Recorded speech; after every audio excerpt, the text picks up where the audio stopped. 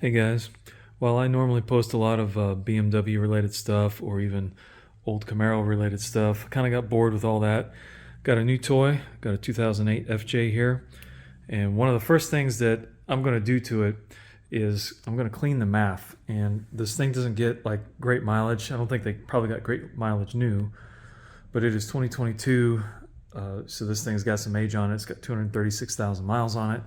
And I'm pretty sure, just by looking at the overall stuff on the engine here, the maintenance that was done before, this has probably never been cleaned. My experience has led me to understand that cleaning these off every once in a while really does help your engine perform better, smoother, gets a little bit better mileage, and I'll explain that here in a minute. I noticed a huge difference when I cleaned the MAF on that car, which I bought new. This is a T15, by the way. And about 18 years into my owning it, came across some information that said maybe I should go ahead and clean that little MAF sensor off. And I had no idea really what they did at that time, and now I do, or how they worked. You're going to want to get yourself a can of that stuff because you're going to need it. What we're going to do here, we'll just take these guys out. And some of you might be wondering, if you're not all that familiar with mechanics, did he say MAF or did he mean MAP? I've heard of both. What's going on? Generally, non-turbocharged engines will have a MAF.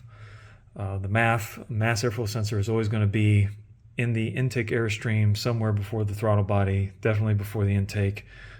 A MAP, manifold absolute pressure, is going to be installed somewhere in your intake manifold, and they're really a lot better designed to. They're going to measure vacuum. They're going to measure positive airflow pressure, and they're good for turbo setups where you need to look for boost leaks and things like that, which this sitting way back here could not do. So anyway, on to the show. I guess you don't have to take this connector off, but for my video purposes, I think it'll make things easier. I should have done that before I took the bolts out. Okay, so here is how this works.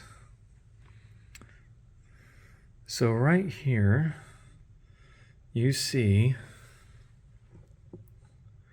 those two wires sticking out with that little reddish looking bulb on it.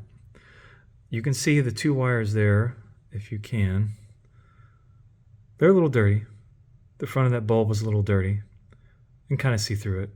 Here's what they should look like. Let's flip this around to the back side. See how those wires are clean? That bulb is clean.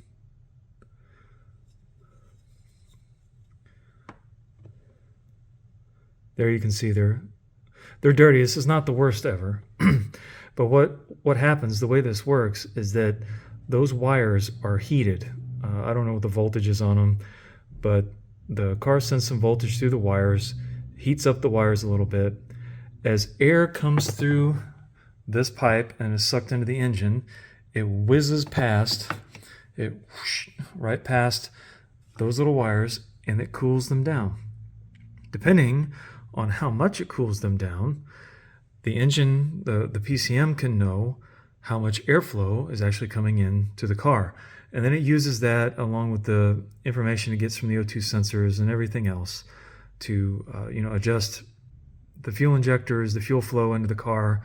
I'm sure it's all emissions related, but really you want this to be clean so that the car has an accurate measurement of the air coming in so it'll run right. When these get coated over with dirt, the dirt kind of acts as an insulator on the wire. So as the air rushes over those wires, you got a little dirt on there, or a lot of dirt, as in the case of my old Camaro, and the wires will not get as cool as they should have with the amount of air rushing over them. So it'll throw your air-fuel mixtures off a little bit. Maybe you won't run as good, and run a little richer or something. So it's worth doing this. It's cheap, easy, quick. I say cheap. This can is about $12 now. You get it on sale, maybe you can get it for $9 or something. But here is all there is to it. Well, this stuff comes out of here with a pretty good force.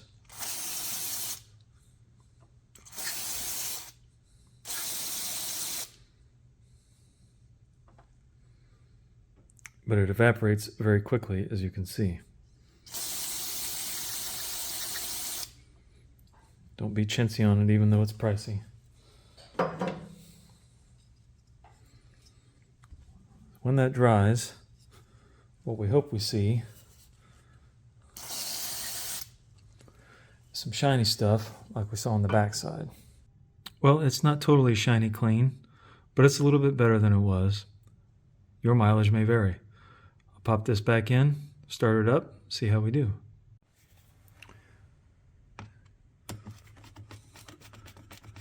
Throw her back in there. Tighten your T15s down. One other thing about these, depending on the type of air filter you have, if it's one of the reusables like the K&N, or I think, I haven't even looked at this. I think some of the TRD ones had the reusable stuff where you can wash them out and oil them. That oil that sits in those air filters will coat these sensors too. As the air rushes in, droplets of the oil, sure microscopic, will come over and coat that, and then that makes the dirt stick to those things too. Don't know if that's what was going on with that one or not, but let's start it up, see what it sounds like.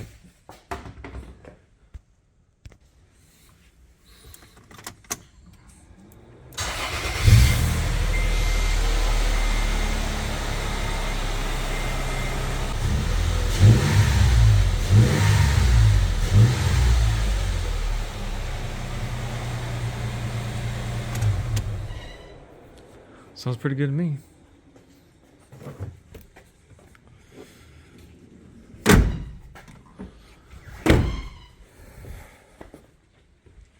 That, my friends, is that. Give it a shot. It'll help your car out in the long run. Maybe it'll help your mileage out a little bit too. Every little bit helps. Every bit adds up to 1 more mile to the gallon. Maybe the next thing I ought to do is look at plugs and coils. Looks like it's been a hot minute. I love this thing already. All right, well, thanks for watching, guys. If you got any questions, let me know. Said I was done, I'm not done. Curiosity, and as part of this video, wanted to see what kind of air filter I had in it. This does indeed appear to be the one I've heard about. That's the Toyota, the TRD reusable one. And you can see it's a little shiny. And there you can see the oil that I pick up on my fingers just from that. Honestly, I've never been a big fan of these things. I had one on the old Camaro there a long time ago. Yeah, it's got some goo in it. I'm more of a paper filter guy. Just put it in there, put a new one in every however long you want to go with it. You can just look at that and tell it's like, I don't know. What's the rating, the difference in the CFM between this one and a paper one? I couldn't tell you. I don't know. I just know that, and now that makes sense as to why that thing looked the way it did, even after I cleaned it. It's probably just picked up oil on those wires over time, which I neglected to mention. Don't touch the wires. Don't be tempted to scrape them with your fingernail or the spray nozzle on the can or anything like that. Just spray it and leave it be, or you will be buying a new one. But I think I'll probably save this as part of the vehicle. It might be original to it, but I'm just going to put a paper element in there. Let me know what you think. But that's what I got going on this one.